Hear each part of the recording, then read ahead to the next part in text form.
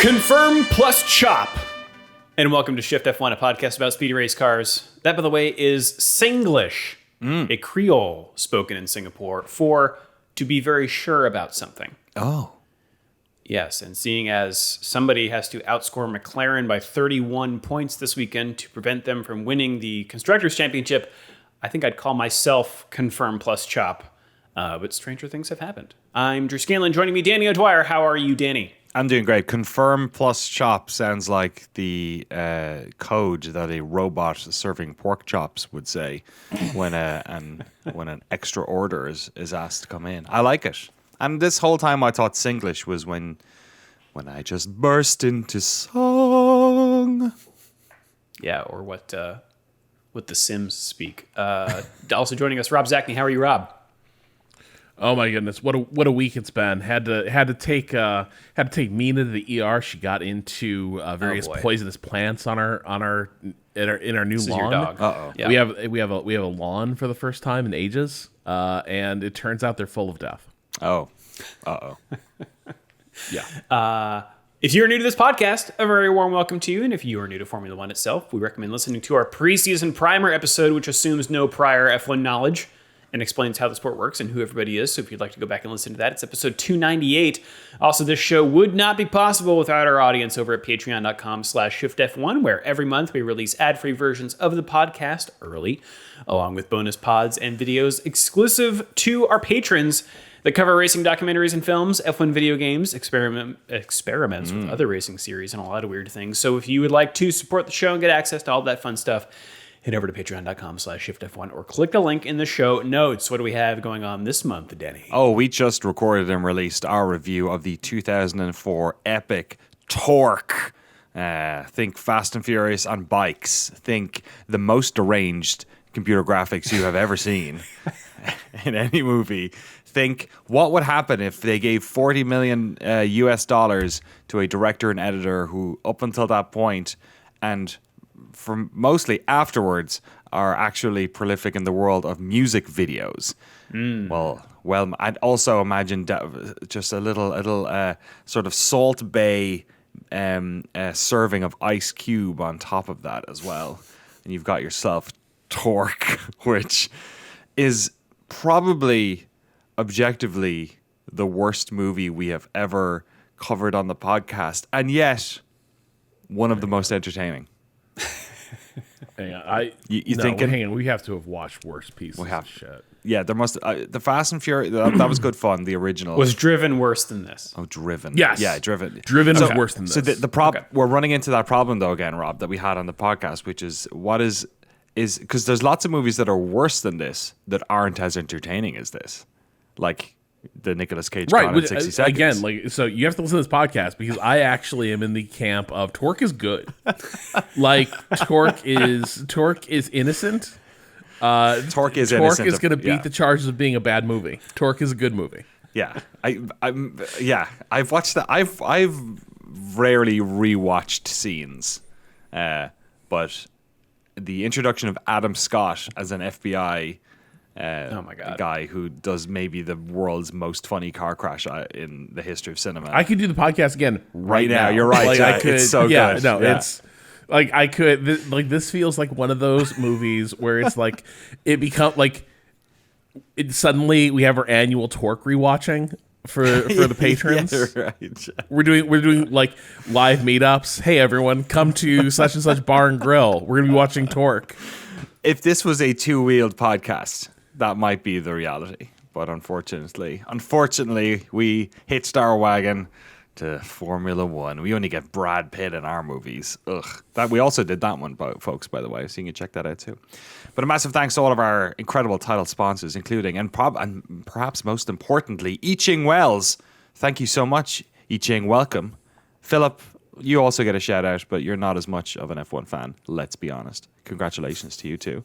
My Neck, My Back, Mike Crack, Dr. V, The Chicken Finger Pita, Happy Anniversary Ace, Matt and Harmony, Deange, It's a Me Ferrario, Cryptocurrency, Mojo Nixon Gaming F1, Get Rich, Odai Ryan, Agave ATX, Cypress Training, Turf SES, Michael Maves, Mission Winnow, TelemetryDeck.com, FTC, Tracy Syntax, Drew Stewart, Bailey Foot, Sports Washing, Abraham Getchell, Bunny Money. I just said money for some reason because I'm just in the F1 spirit, you know?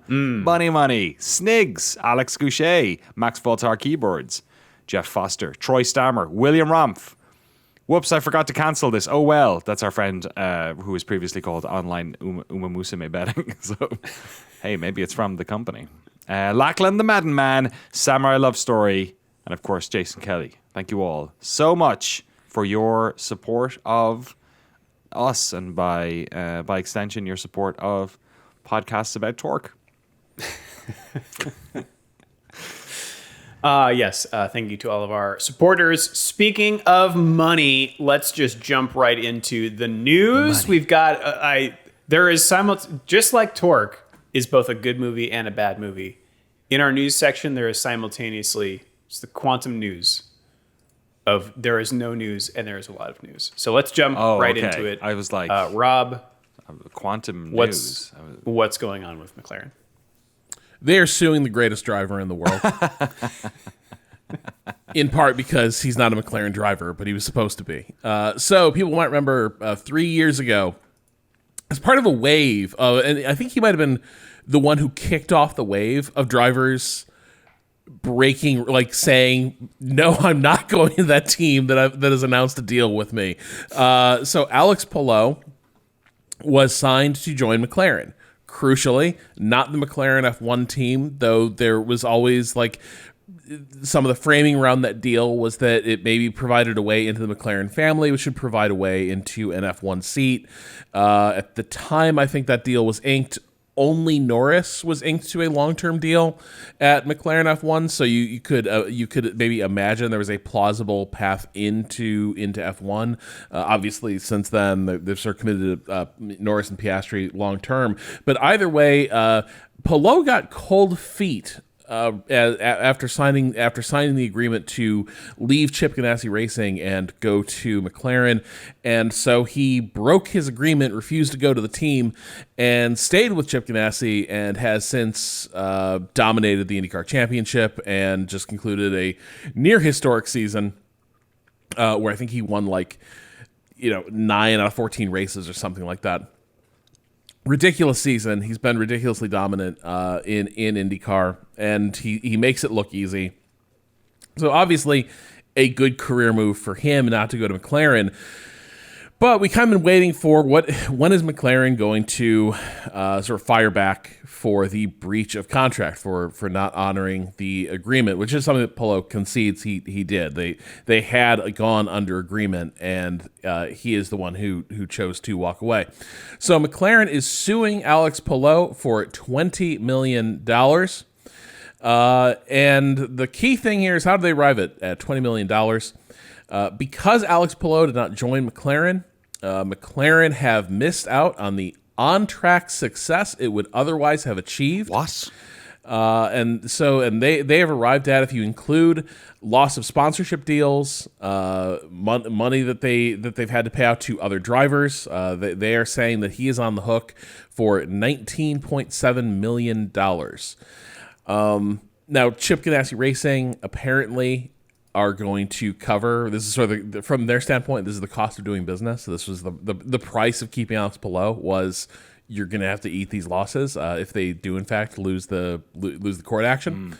But either way, that is where things are headed. So we're going to have Alex Palou and Zach Brown and Chip Ganassi all testifying in court, or probably it'll be settled and nobody will testify for shit. But we can at least hope for like a few good men situation or something, or like honestly, kind of a Pharaoh let my people go free type situation. I think that's what we're in for.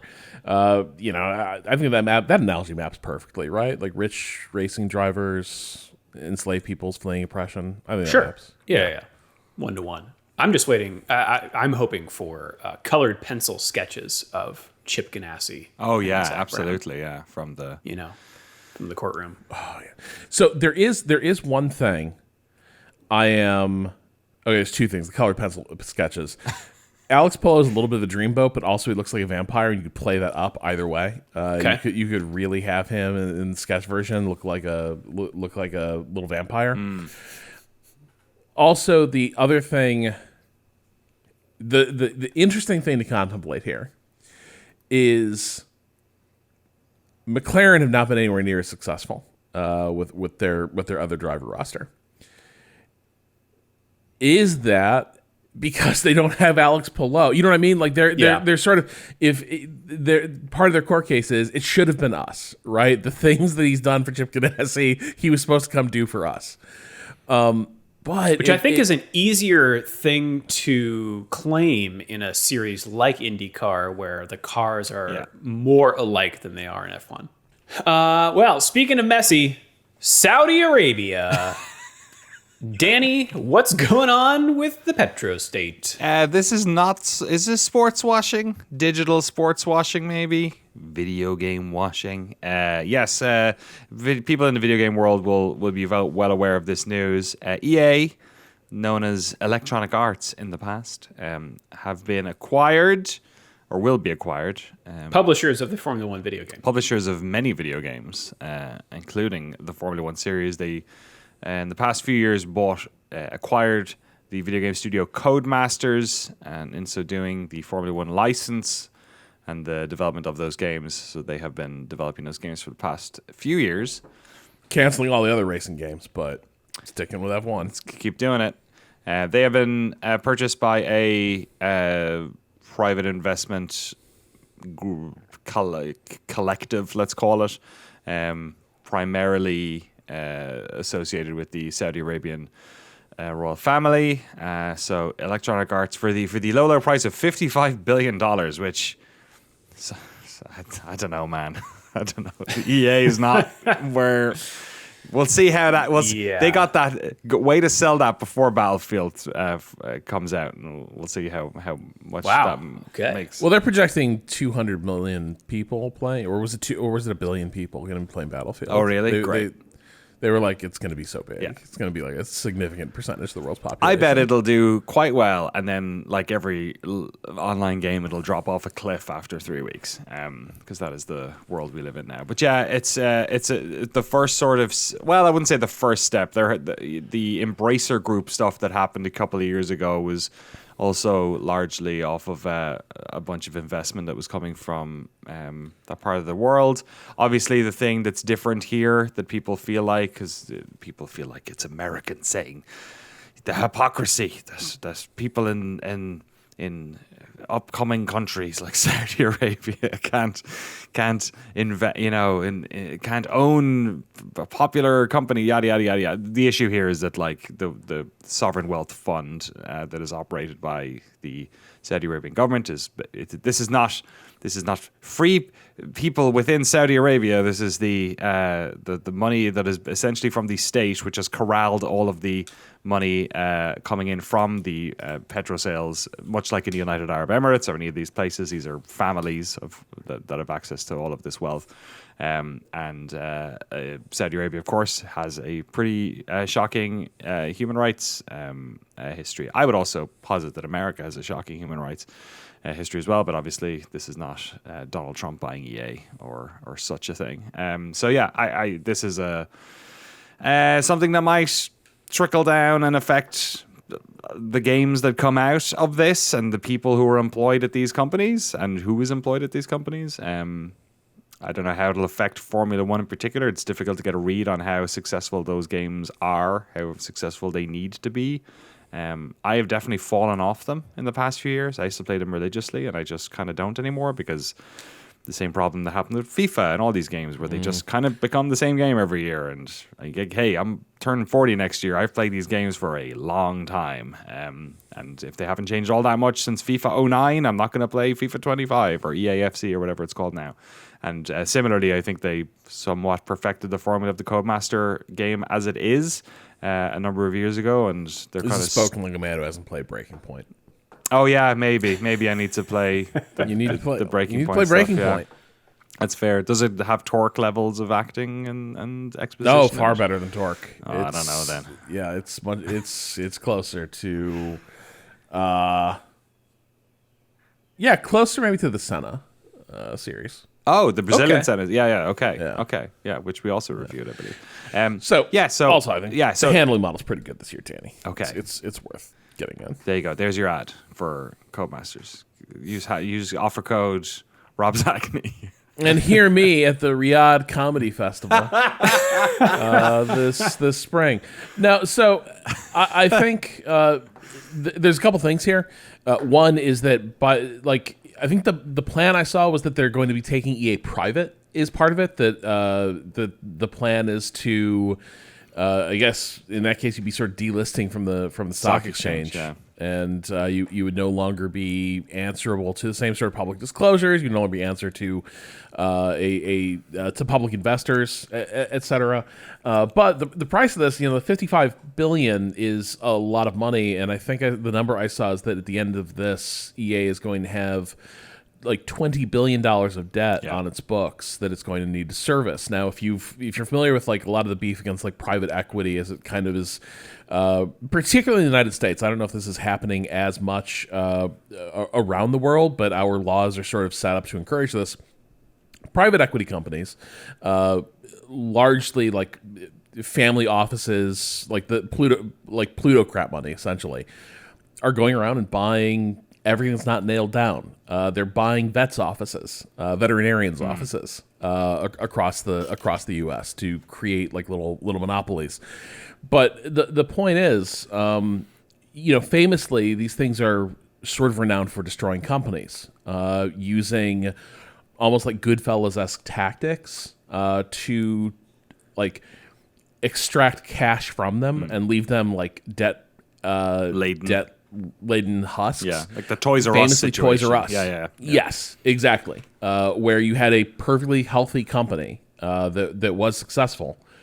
Private equity bought it, extracted all the cash and assets out of the company, and then put the real double whammy of this is private equity, or in these deals, you are allowed to say the money we spent to buy this company, the company is now liable for the debt.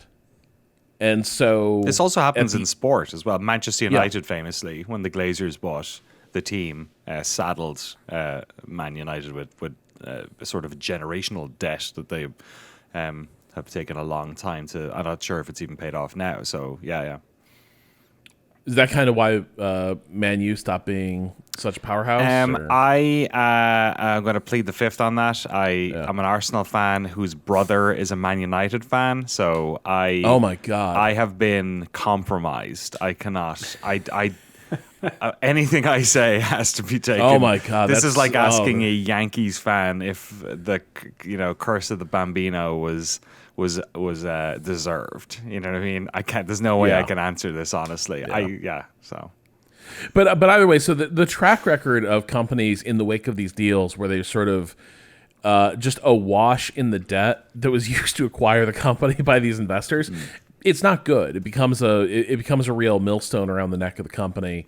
So I think that there's a few axes of this that don't bode well, right? That a company sort of struggling to breathe under all that debt, that's sort of like drowning in that private equity debt, is, EA was already not doing an amazing job of putting out a diverse slate of games, and a lot of their games have a lot of like live service wrappers around them.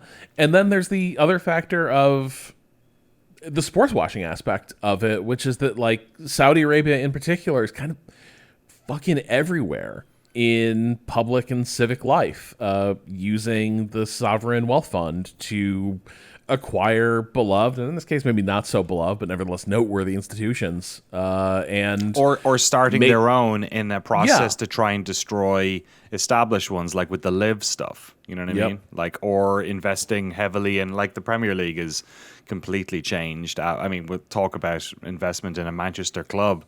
The flip side of it is Manchester City basically getting this massive investment of petro money and being dominant off of the back of it, in the same way Chelsea were previously with oligarch money. Like it has affected sports and it has affected us in lots of different ways. And as you said, this is, you can say, oh, this is them diversifying away from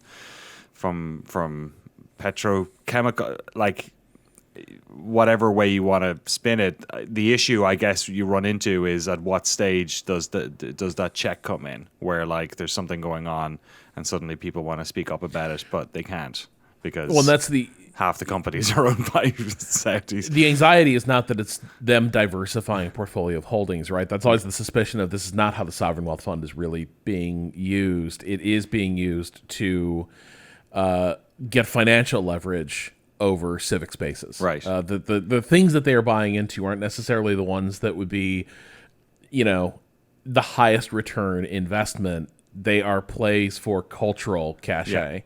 For Saudi which Arabia. is very strong. If you're aligned with certain powerful countries, then you get a lot more rope than if you're not. And I think it's not, I think you have to be a bit delicate about this one in particular, just because of how people rush to weird endpoints on it. But like when you look at the conflict in Gaza at the moment, like that's a good example of a country being on the good side of a superpower being given quite a lot of leverage. And I think other countries around the world have expressed similar. I mean, UAE obviously as well.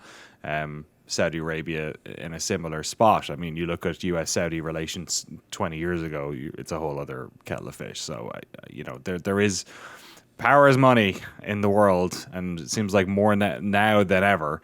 And this is just another expression, I guess, of that. What would have been considered soft power before, but I feel like in the current paradigm of the world is actually like quite effective.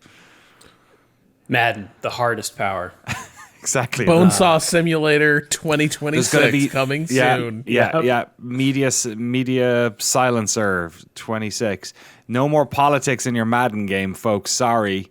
That's the thing. Most people, this isn't a problem until it becomes a problem. Is kind of the thing. So, hey, and look, guess what? If you want to look how Middle Eastern money could fuck up your favorite sport, you don't have to look very far from Formula One and all of the track expansions that have happened in this particular part of the world. Some of them more successful than others. I'll take Baku. Baku's not a bad. Hey, I have to forget about some of the ethnic cleansing that they're doing. Of course, so Jeddah can go shag off. Build that crazy one with the fish tank, and then come back. Remember that? Remember that concept? Bring back the cool concept art. Remember that thing? That's the awesome stuff. When are we gonna get F1 tracks? Never happening. Mid-Journey vomit. Yeah, it looked like that. Yeah. What was that city that was getting built? That was the line. The line. It looked like that. Oh yeah. I think they've managed to like hack up like less than a half kilometer. And it was as the case, they've killed a bunch of workers doing it. Yeah, cost a fortune. Yeah. At least Bahrain has nothing bad about it.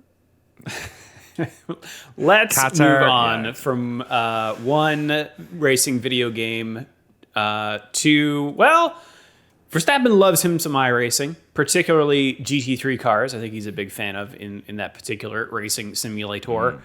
He got in one for real this weekend, and if you want to watch the race yourself and not get spoiled, I will give you a second here. We'll put a link to the race's YouTube archive of it in case you want to go watch it in the show notes. But spoilers, Verstappen wins. In Verstappen fashion at the Nordschleife of the Nürburgring in the NLS GT3 round. It's a 4-hour race. It's endurance style, so a lot of different classes all on the track at the same time. Verstappen qualified third, took the lead in the first corner, and over the first half of the race, it's a 4-hour race, he was over a minute ahead. Yeah. And then he handed it to his co-driver by the name of Chris Lolem, who held the lead, finishing 24 and a half seconds ahead of the Ford Mustang GT3 shared by 3 drivers, including Yad Martinborough, who you may recognize from the the Gran Turismo movie. Oh yeah, of course. He's the Protagonist. right, the sim racer who got a real shot. Wow. And is here racing up against Max Verstappen. So Another sim racer who finally got his shot in That's right. GT3. So that seems to be the career path now. Maybe it helps a little bit if right. you're also a multi-time Formula One champion. yeah. Hey, Exactly. I think all of us enjoy when someone who is talented at one thing has a talent in another thing. I find that titillating when you find out. Like, it doesn't have to be in sports. And granted, these are two different motorsports, so it's not like completely different, but it's quite a different skill. So it's cool. I just like here that we're getting to see F1 drivers. I guess this is not unusual. F1 drivers going and racing in other places, but like, I don't know. You always kind of wonder, like, well, are these the best drivers in the world? Yeah, and Max right. Verstappen is his own sort of exception because he's just an alien. But it was interesting seeing him just completely dominate. And I think it's kind of a unique situation because I don't think other F1 drivers are allowed to do this. Yeah, that's the thing. They just aren't. The only other concession we saw Contractually. was Alonso, who basically McLaren had to go and try to make him happy by letting him screw around with IndyCar. Oh, yeah. For the Indy 500 because it wasn't like he was racing a relevant car the rest of the F1 season. So similar situations where you have, in particular, teams that are on a down in a down period, suddenly to their star driver being like, "Go ahead, kid, go play with the other you happy. drivers," and Max is using that leverage, and it's very funny because he gives you the sense of somebody who, if he could, he would be racing every weekend. Yeah. Oh yeah. Like he would be like he would just be in every car Yeah. all the time. New child or not. I'm Yep. going to be out there. Well, no, the new child can hang out with him during iRacing, like go. like stepdaughter does. Yeah. Again, like nothing says you can't like throw a kid in a baby Bjorn and go rock an iRacing stint. Hey, stick her in the back of the GT3 car, Yeah, There you go. Sometimes It's they got, need it. it's got they like it. All right, we're going to take a quick break, and then we will be back with some more news. All right, Danny. Sad one here. Sad one. Yes. Sad one. Yes, everyone's favorite four-legged furry friend on the F1 paddock, the terrific sidekick to one Lewis Hamilton. Roscoe Hamilton has unfortunately passed away.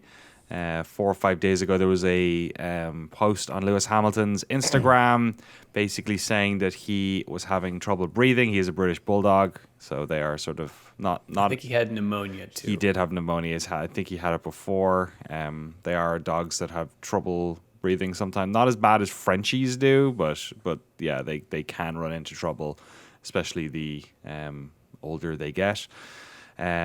He lost heartbeat at one stage. They put him in a coma, and they were going to try and wake him up, but unfortunately, Roscoe passed away. And yes, there has been lots of. Lewis posted some nostalgic pictures and has done more actually today since the stories have come out. Yeah, dog lovers around the world, I'm sure, can empathize with what it must be like to lose your little four-legged buddy. And yeah, I mean, he's been a staple of the paddock, especially Hamilton, who I believe is I think he's single, or this is sort of his nuclear family, as it were, as he goes around to the different races. Even starred in the F1 movie. He got a couple of shots in there as well. That's right. Roscoe did. So yes, our condolences and thoughts with Lewis, of course, and all dog lovers out there. Hug your little four-legged friends today, a little bit tighter. I do think, like, Go ahead, Rob. remember he gave that interview a while ago where he alluded to the fact that there's been stuff going on in the background that like he's been struggling with. Oh, right. And this would appear to be that, right? Where Roscoe had pneumonia back in April, it's touch and go, rallied, seemed to be doing better, came down sick again, then passes. So it seems like it's very likely that like Hamilton has been dealing with an aged and unwell Pat for most of the season, which there's no way. Pardon? It's an emotional drain. As well the grief that he'll feel. You know what I mean? Yeah. So. Like, I mean, it got very dicey. Like we got a phone call that was like, you need to, like, you might be losing Mina tonight. Like we got that call. That's why I didn't go to Drew's wedding, because we had a health crisis pop up with Mina, and like that has taken years to sort of move past like the nightmare of what that whole process was like. And so like there's zero chance it has not been affecting Hamilton on some level. Right now, these guys are sort of tuned to like tune out an awful lot and then go do the job. But this sounds like it's kind of been a marathon of losing this Pat. And that is an awful lot to carry. And I forget how old Roscoe was. 12, I think. Oh, wow. Yeah, so decent run for as you pointed out, like a breed that does have endemic problems, health problems with some of the ways they've been selected for. But really sad, really heart-wrenching seeing some of those photos on Instagram. It's tough. Well, from a bitter story to a sweet one, Danny, Grosjean. Yes, The Phoenix. The Phoenix has risen once again. The man who walked through fire. Cue shot of his wife smacking her forehead in embarrassment like a cartoon character. I love that shot. Yes, Romain Grosjean, who of course suffered that incredibly violent crash at the Sakir Grand Prix, I believe it was. Or was it? No, it was second time around, wasn't it there? I think it was Sakir. Oh, it was Sakir? Yeah, they call it Sakir, yeah. Who obviously had horrific injuries to his hands and probably to other parts of his body as well, but survived one of the most violent crashes in Formula One history for sure, and the ensuing fireball that he was pulled out of, or that he pulled himself out of, I should say. Well, you may remember after that, so he was retiring at the end of that year, and so the issue was after obviously he'd survived, would he ever drive a Formula One car again? Mercedes, I remember at the time, offered him a drive, and then because of a test, as a send off. Sorry, like a postseason once he had recovered test. There were some logistical issues with his new career in Indy, and that ended up not happening.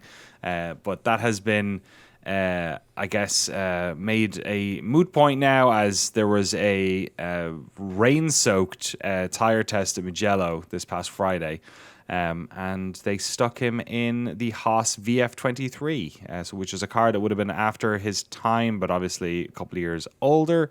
And not only did he get a great spin out there, he was very happy with that, but the other teams that were there that weekend, I think Ferrari, maybe McLaren, a couple of other ones that were out at the same time as them, gave him a proper, I think Pirelli and Haas and everyone gave him a proper send-off clap, sort of kind of like Rubens Barrichello at Interlagos that time, which brought him to tears apparently afterwards. So it was quite a sweet moment for Romain, who obviously suffered that crash, has had a pretty active career in the States, driving open wheel, so that's been great for him. Maybe not particularly successful, but he's been racing and still at it, which I think is really important for any driver, especially when they leave F1. So yeah, a nice moment for him, and he will always be, I think, a character. There are too many moments in Formula One. There's some drivers who never win championships or get on podiums very often at all, who fall out of the mind. But Romain Grosjean has a little bit of that, like Maldonado sprinkled on him a little bit. I actually saw a great, I don't know how it came across my feed, but I saw a great Maldonado overtake of Max Verstappen recently, which was really? like rookie Verstappen, and Maldonado totally just drove better than him through a sequence of that's corners, great. and Verstappen outbraked himself, and Maldonado was like, "I'll take it." Yeah, so that was pretty funny. Great. I got a little Maldonado pilled a little bit. I think that is a career that probably should have been reevaluated. Wow. All right.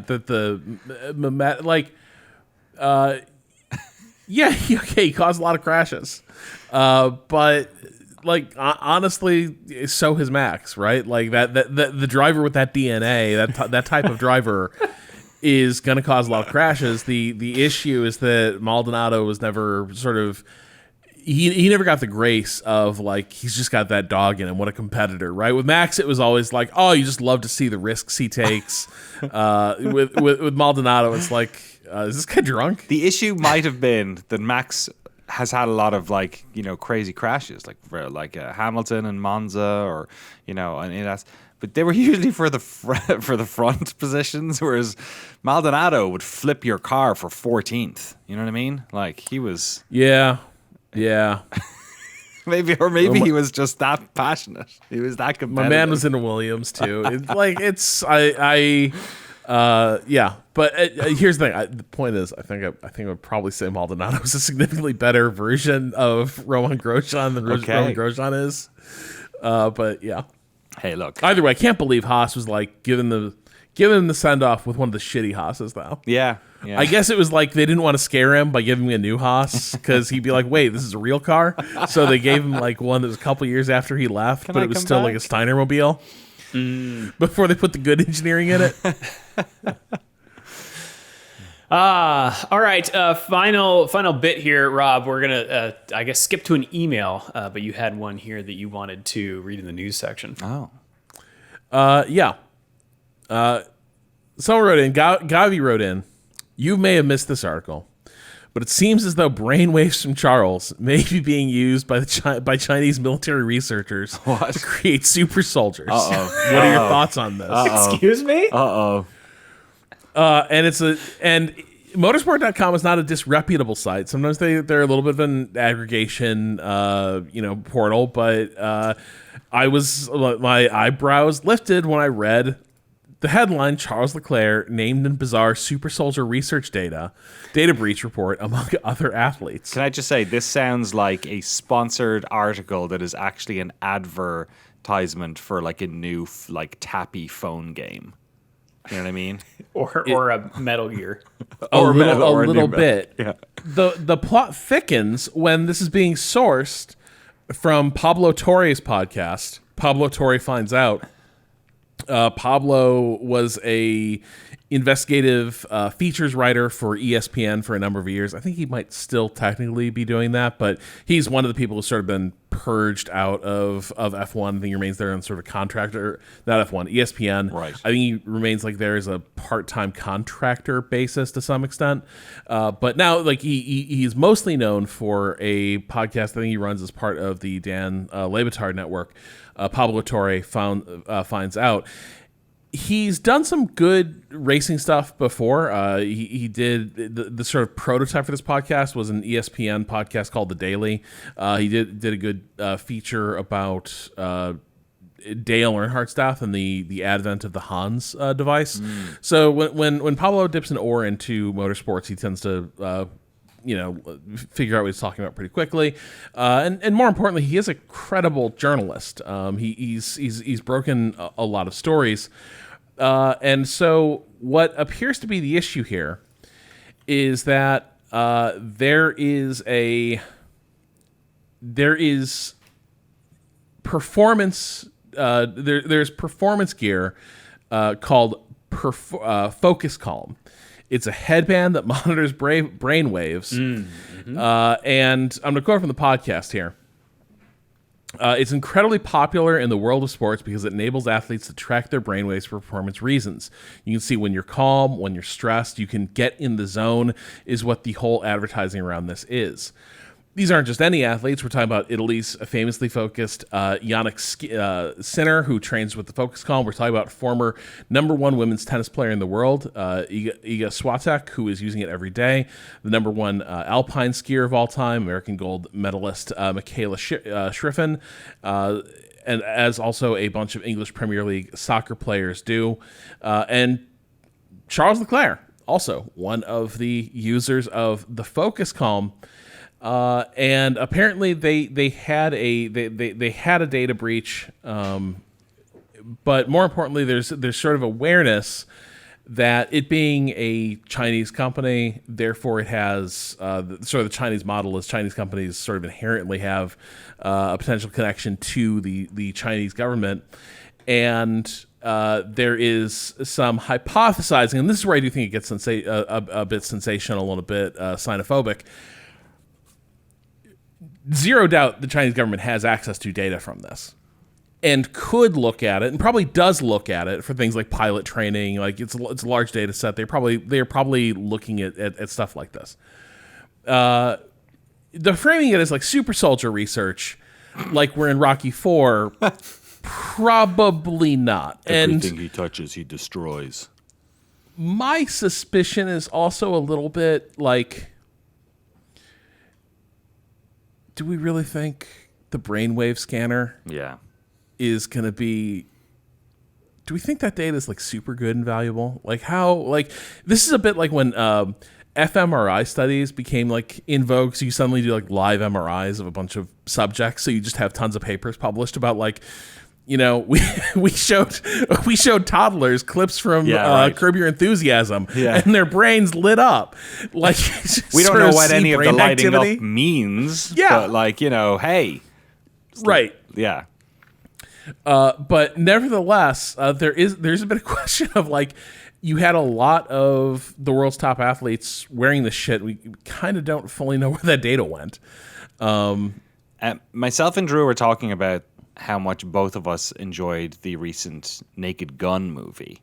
And the piece of technology you're describing sounds like the piece of technology which I believe is called the PLOT device in Naked Gun, the plot device, which turns people from what is it? It's like relaxed to angry, but it's not. It's like, I forget the opposite. It doesn't turn them down; it turns them up. Up, yeah. So yeah, it can turn them down as well. So it sounds like that. That's like, and that's the age we live in. I feel like with all of the, you know, artificial intelligence horse shit that is being sold to investors. This sounds similar. This just, I mean, like pseudoscience. Yeah, is not pseudoscience new. has always been around. Exactly. Yeah, people got to sell those books, sell those seminars. But yeah, this is, hey man, you know, do your thing. Yeah. Enjoy your super. Also soldier. selling garbage these days. ESPN. Yeah. You pulled this out, Drew. Just I assume you're kind of feeling old man yells at cloud about this entire thing. I've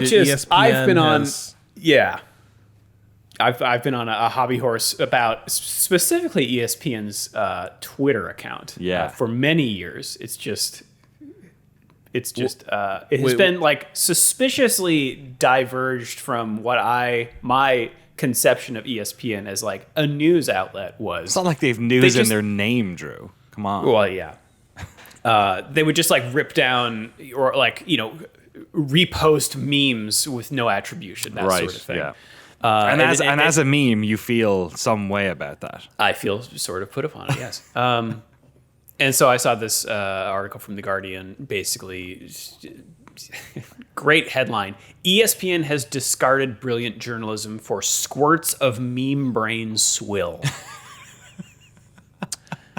Wow. And it just aligned with what I was feeling. I mean, this is they're claiming that it's basically that rationale has overcome the entire organization. Yeah, I mean, they've hired a bunch of like influencers, I know, to like do content on their shorts stuff. I think most recently, Katie Feeney was the one. They've added in, and yeah, I see. Is this the path? Is this what we worry about with the path of all journalism? Is that eventually it diverges into either you become super specific and you have your hardcore group of people who watch or listen to your type of thing, or if you're in any way mainstream, the sort of idiocracy-ness of America means you have to sort of lowest common denominate yourself, especially on the current day internet. I just don't click news articles anymore because browser crashes. Like, it's just impossible to read anything anywhere unless you're subscribed. And we have a bunch of subscription staff accounts, right, for a lot of stuff that we like to keep up on. We pay for Yeah, but it is harder and harder to the saucy stuff getting shared has become kind of ridiculous. It touches on some of the Stefano Domenicali's like hypothesizing what are their kids into, and it's why not put Subway Surfer beneath the F1 race and just like let people enjoy it on TikTok that way. There's a bit of we need to find the things the kids are into, so we'll find some random influencer, which I think it tends to work poorly for both the influencer and the brand. Like that, neither can really get what they want out of the deal.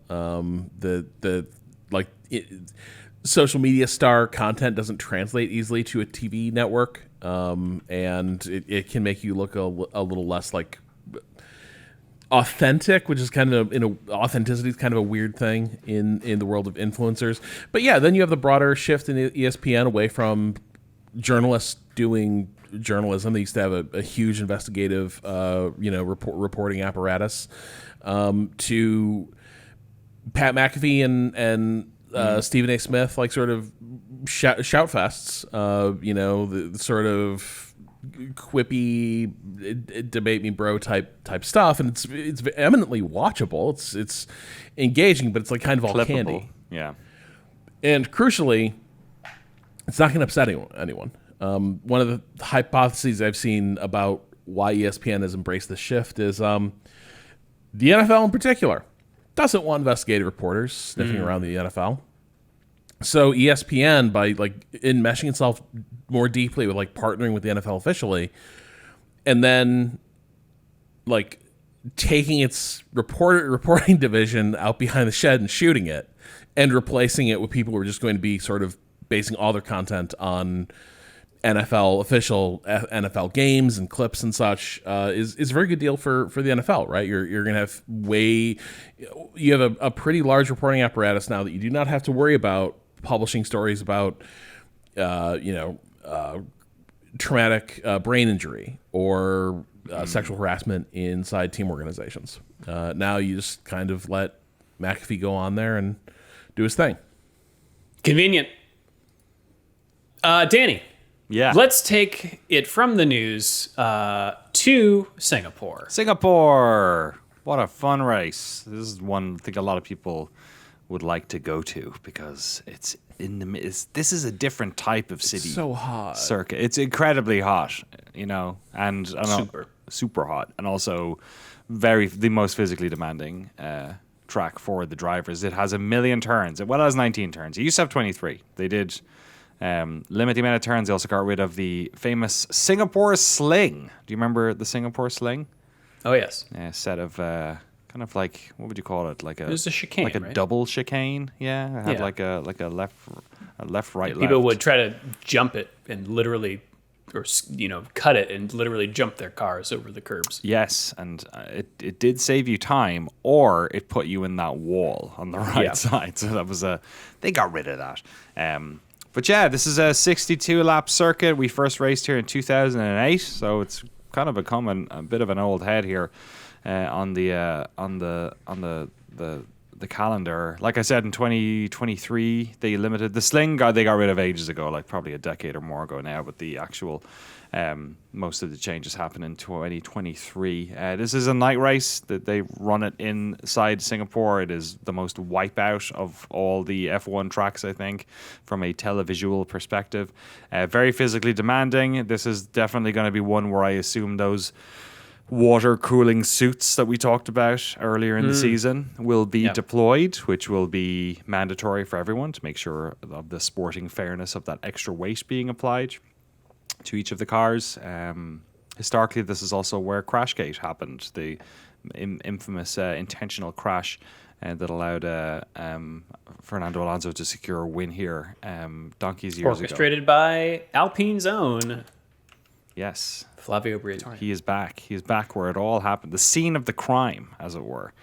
So that'll be interesting. Hopefully they'll bring that up. A crime that is now officially sanctioned in the F1 movie as a cool, Yes. clever thing that awesome, plucky operators will do. Absolutely, yeah. It's got 4 DRS zones. One's a double, so it's got 3 DRS detection areas. But yeah, they're It's just gonna be nonstop action. Hey, folks, Exactly. we don't need to worry about it's just gonna be. I hope our hearts can take it. Honestly, we'll say this has. I'm interested in Drew's form book because this over the years has produced some absolute belters. But it also has produced a lot of processions, I guess. Yeah, a bit of a boomer bust in my last 3 years of ranking. 2022, I gave a 2 out of 4 for a strategy race. 2023, though, bonkers. Red Bull struggled. Sainz hold off Mercedes for win. Oh, yeah. Russell crashes on final lap. Yeah, that one was fun. And then followed by another strategy race. So, yeah, you never really know what you're going to get, but it does look real pretty. And here are the last 5 winners from most recent. Lando Norris, Carlos Sainz, Sergio Perez, Sebastian Vettel, Lewis Hamilton. So kind of all over the place. This is one of Verstappen's worst tracks. He has never started nor finished first here. What? Yeah. Really? Crazy, right? Wow, this is a real outlier. Lando Norris, it's one of his better tracks. Also not a great track statistically for Esteban Ocon or George Russell. Team-wise, Ferrari tends to do the best here statistically in the last 5 years. Then Mercedes, then Red Bull, then McLaren. With the asterisk that, stats from the last 5 years do not really incorporate a lot of McLaren's more recent success. And Alpine has not performed well here in the past either, on average or statistically. I'm actually looking at the median here. Okay. For all you graph number nerds out here. And as we head into the weekend, the weather looks like this. We're talking qualifying at, 9 p.m. local time? Yes. So that we're looking at, still 82 degrees Fahrenheit with 70% humidity. That's 30% or 30 degrees Celsius. Yikes. Let's see, somewhat light wind, 7 miles an hour, 10 kilometers an hour. Precipitation 10%, but it is one of those areas where it can drizzle a little bit, but then just kind of evaporates. Sunday, a little earlier in the night, 8 p.m. local, looks like slightly more precipitation chance, but temperature is just the same. We're looking at 83 Fahrenheit or 30 Celsius. And wind also the same. So going to be a hot, muggy one. Maybe a little drizzles here and there, but probably not a torrent. Drivers' Championship looks like this. Oscar Piastri still on top, 25 points ahead of his teammate Lando Norris. That is the gap of an F1 win, by the way. Max Verstappen is in third, 44 points back. George Russell is 43 points back in fourth. Charles Leclerc, 47 points back in fifth. And Lewis Hamilton, 44 points back in sixth. Kimi Antonelli is 43 points back in seventh. That is remarkably even splits between the top 7. Yeah. Alex Albon is in eighth. Nice. He's only 7 points back from Kimi Antonelli. Isaac Hadjar ninth, 31 points afield from Albon in ninth place. Rookie and of the Nico year. Hulkenberg, Nico Hulkenberg 10th, 2 points away from Hadjar. Well, Kimi technically has more points as a rookie than Hadjar. In 11th, we've got Lance Stroll, followed by Carlos Sainz, who again moved up 6 places with his podium last week. He's now just 1 point back from 11th. Liam Lawson's 13th, followed by Alonso in 14th, Ocon in 15th, and then Gasly, Tsunoda, Bortoleto, Behrman, Colapinto, and Doohan. McLaren is on top of the Constructors' Championship, like I said. They can clinch here if they are not outscored by another team by 31 points.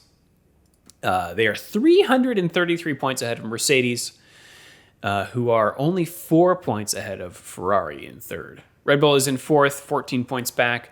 Williams is in fifth, followed by Racing Bulls, Aston Martin, Sauber, Gene Haas and team, and Alpine in 10th. Whew! All right. If you'd like to join the standings yourself, you can do so using the link to join our official Shift+F1 Fantasy League. You can also send us an email, shift.f1podcast@gmail.com or f1.cool/emails. Rob, what do we got going on this week in the email land? All right, well, Emily writes, hello from Chicago. My friend cheers for drivers based on factors unrelated to team or talent. Great. And one of her go-to categories is driver did not grow up with wealth and privilege, putting Esteban Ocon Nice. at the top of her list of rooting interests. I'd like to hear how you'd rank the grid on that scale. It seems obvious that Lance would be at the bottom, but what about the rest of them? For example, Charles grew up in Monaco, privileged, but his mom was a hairdresser. Not privileged. So where does he land, etc.? As a side note, one of our other categories is driver who has chosen a significant other who's appropriately aged and has her own career that isn't model. Valtteri and Alex for the win. Anyway, love the pod and look forward to every new episode. Also, I've said this in a previous email, but I work at an excellent brewery and would gladly buy any of you a round or two in our tap room if you're ever visiting our fair city. What city? Thank you, Emily. Chicago? Chicago. Hell yeah. I'll make note of that. You'll see Take me you in up on 15 that. years. Yeah. Once they've gotten the army out of there, I hear it's a bit of a war zone. It's just like Portland. All right, so I'm with her. I'm with them on this. This is like basically when it comes to all sports, I'm just immediately looking for the working class hero.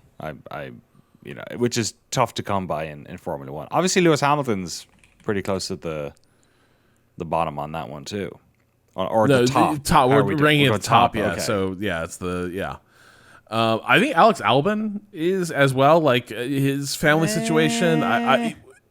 Isn't his dad? What is it? Dude, his mom did a prison bid, and he and his for like a siblings, financial crime, wasn't it? He didn't do the financial crime. Like he still had to he and his siblings had to boxcar kids it up in a house. Like that's the boxcar children. I think that is that is a beloved, not as beloved anymore. I think people don't know about the boxcar children, Danny, but it was a children's book series about a bunch of abandoned children who end up living in an abandoned boxcar. Okay, but I think she went to prison for embezzling or fraud or something. So that's a money crime. But but that means that they probably didn't get to keep the money they stole. It's not like he was rolling around in stolen, embezzled funds and he didn't do it. So I think I feel strongly that if your parents committed financial crimes but fucked up and one of them went to jail, and then you and your siblings kind of had to figure it out on your own, I consider that. I think puts you up there, but okay, we don't have to put him behind Lewis. We can find out. We can find some other guys that we like. Who else? I just don't know enough about the drivers. People. Yeah.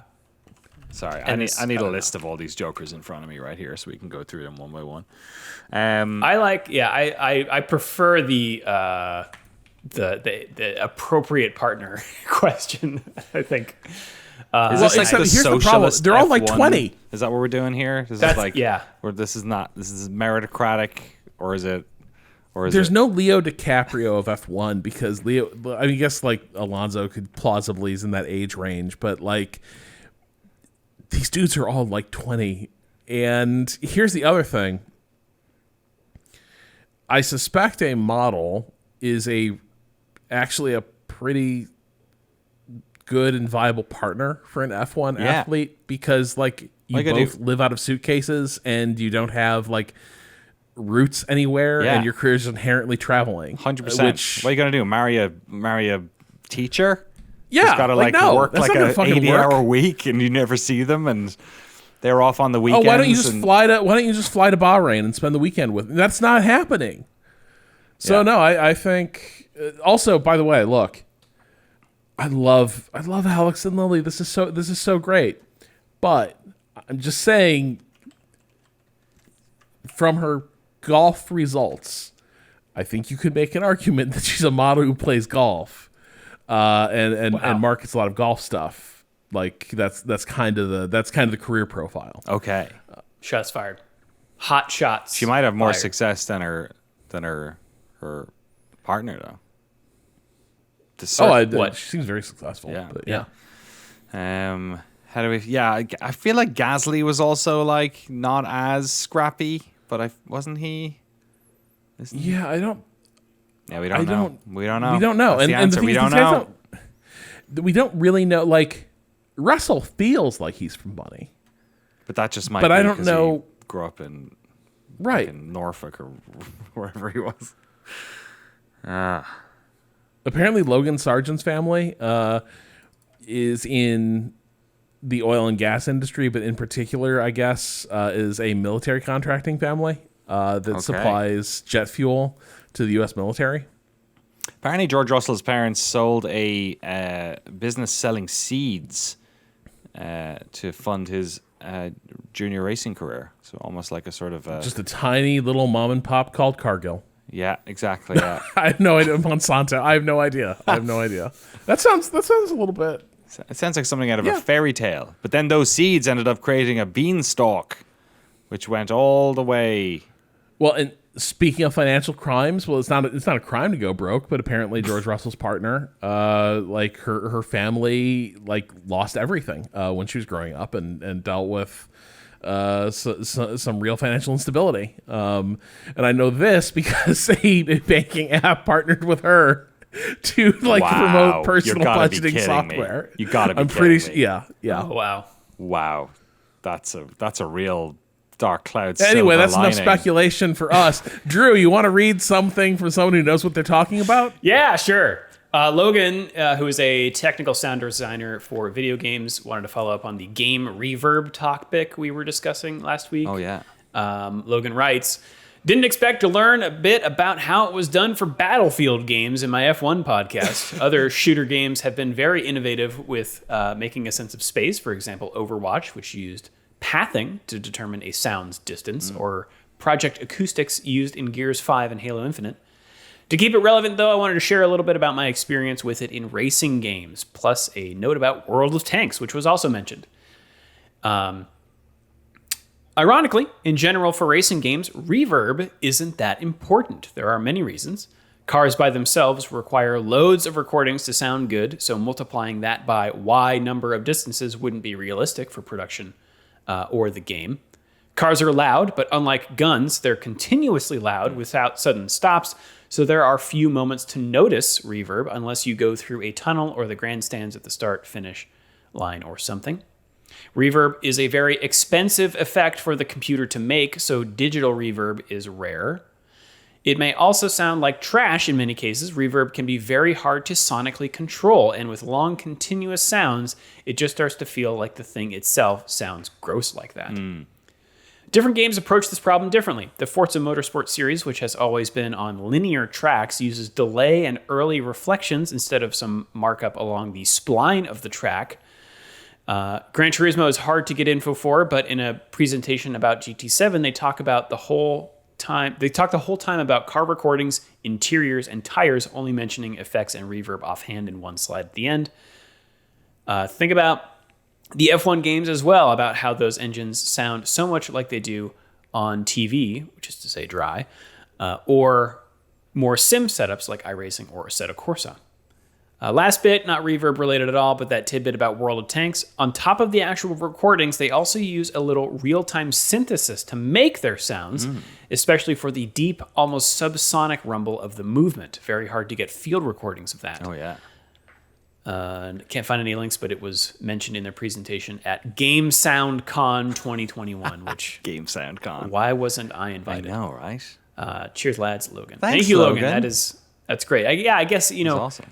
when you're just in a car the whole time and you're just hearing the sound of it behind you. Oh, I guess that's, you do have third-person views for cars, and you maybe racing in a like an arena, like an oval, would sound different from racing through the forest at the Nordschleife. I imagine a lot of sound design is about what people expect to hear as much as what they should, realistically what you would hear. The same way now there's such a trend in upmarket cars to pipe in fake or enhanced engine audio. And this isn't just for EVs, where like EVs have their like Hans Zimmer made the sound loop to sound like a car of the future revving up. But it extends to like AMG Mercedes, or I think BMW is a major offender on this category of like M series cars, where it's like you do have an internal combustion engine that's pretty beefy, but in nature, a lot of these things, like, they might not sound as impressive as the stat sheet would suggest, and so they kind of bump it up a little bit for the cockpit experience. I think I'd be curious to get someone like Logan's perspective on. I don't know if Project Cars leaned into this as much, but I remember the same team, Slightly Mad Studios, when they made the Need for Speed Shift games. They kind of went for this heightened, like, hyper real, almost like a war movie soundscape for the racing, where it was like real punchy and violent, more like the way racing sounds in Drive to Survive versus how it actually sounds. They kind of went for that sort of attention grabbing detail. Might be one that'd be interesting to look at. Great email. Shall I take the next one? Yeah. Ryan writes in, hi Shift+F1 crew. The jet dryers have been used a lot for a lot of time in NASCAR now for track drying and cleaning. This is coming from our chat about using jets. It was afterwards that I did some Googling for, I think it was the like thumbnail or something like that, or the post on our website, and I was like, oh yeah, I forgot they actually do use these quite a lot. A bit surprised to hear about the crew hearing about jet dryers seemingly for the first time when famously at the 2012 Daytona 500, F1 superstar Juan Pablo Montoya was racing back to the back of the pack under cautions when his car broke while passing the cleaning crew, lost control of his car, and crashed into the back of a jet dryer, igniting a large jet-fueled fire. It's like, this is the one thing we didn't want to happen. The fire lasted about 10 minutes, but due to the heat of the fire and jet fuel spread, it took officials 2 hours and 5 minutes to repair damage to the track and clean the jet fuel, which they used a grass seed spreader full of Tide to dissipate the fuel. Wow. Juan Pablo and the driver of the jet dryer, Dwayne Barnes, were both unharmed in the incident, and there is a link that we will put in.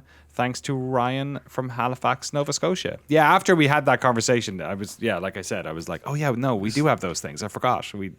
It's maybe easier to do it on a track like that. I'm more into it.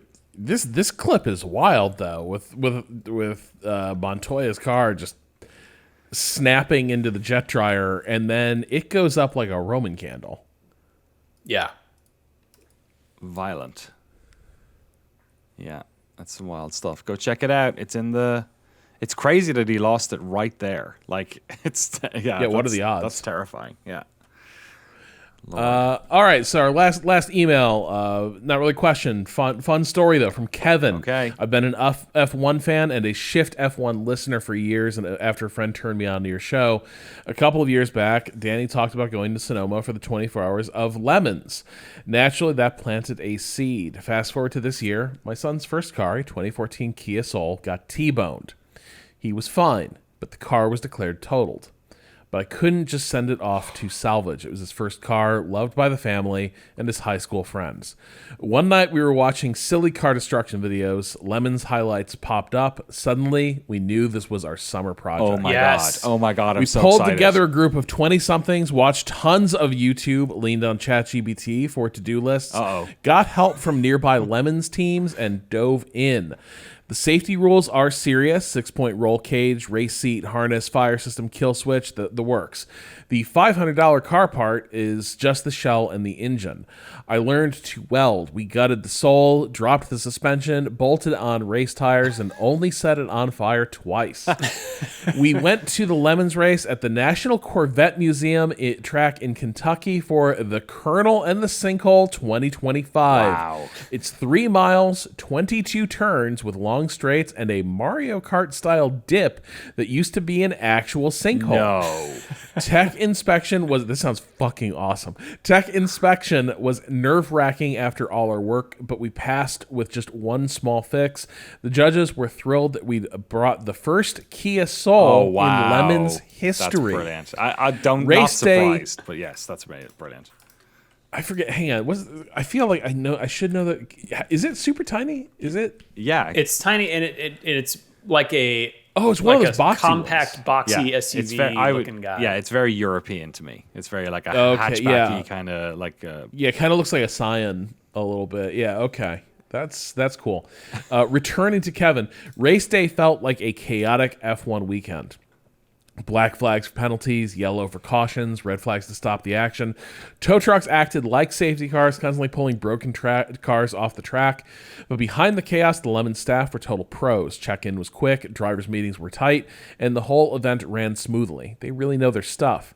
Our drivers started careful, but once we found the racing line, the Soul actually came alive.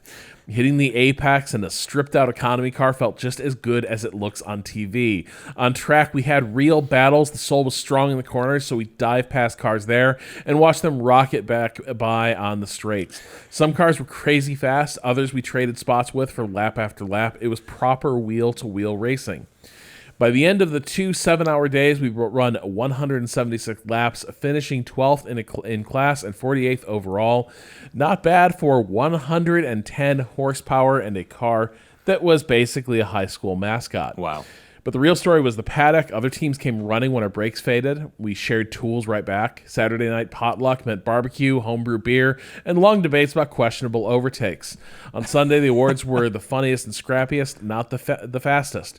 We nearly won the Index of Effluency, the crown jewel of Lemons, for being a rookie team that kept the car running nearly the entire weekend. Nice. Compared to other series, Lemons is super accessible, entry fees are reasonable, discount gear is easy to find, and teams are always looking for drivers. And unlike F1, where only 20 people on Earth ever get to race, here anyone with a little bravery and a lot of zip ties can join in. So thanks Shift+F1 for putting Lemons on my radar. Because of you, my son and I now have an unforgettable summer, a team called 22 Minute Racing, and the bragging rights of saying we raced a Kia Soul and finished. Awesome. Oh my God. Thanks, that is so heartwarming. What an amazing thing to do together. Yeah, that's a dream. Collab with your kiddo. Yeah, go. That's great. Yeah, absolutely heartwarming. Thank you for sharing it. The Lemons is back in Sonoma December, I believe, for the Arse Frieza Palooza 2025. It's a little bit later than usual, I think. I don't remember it being that late before. Yeah, it's a good time. They're in Loudon, New Hampshire in the next couple of weeks. They're all over the place. So yeah, if there's a Lemons near you, folks, if you want to get involved. Or I also vouch for it as a viewing experience. We had a group of Shift+F1 fans at the 24-hour Lemons in Sonoma a couple of years back, and I had a blast. And you also have a local racetrack. I think people may not know that they might have a local racetrack near them and that there are events going on there all the time. Yeah. So if you're looking for some cheap fun, check your local listings. Do support your local tracks. They're pretty much always struggling. I make a point of heading to the Petaluma Speedway a couple of times a year, or more than a couple of times a year, half a dozen times at least. They require a lot of maintenance, and then they're always in legal disputes with their neighbors because people move near a racetrack, and they're like, my God, who let this racetrack near this house I purchased? I'm like 3 miles from the racetrack, and I can hear them sometimes when the wind is blowing this direction. Yeah, but you're not a punk about it. No, I think it's awesome. You're like, that is the sound of joy. It's the sound of fun. That is people Totally. having nice Freedom. times. Yeah, absolutely. And it's like the races are over before anyone would reasonably be putting a child to bed. Like, just chill out. Like, it's fine. Don't live next to a Shift+F1 racetrack. podcast. You don't want to, don't. Silliness. At gmail.com. I'm trying to end this podcast. Okay, fair. You can also hit us up on the socials using the link in the show notes. That's us around the internet. Should we take it around the world? Let's race baby? around the world. Yeah. We've got the Craftsman trucks at the Charlotte Motor Speedway Road Course in Concord, North Kakalaki for the NASCAR Craftsman Truck Series playoff race at Charlotte Roval. Wow.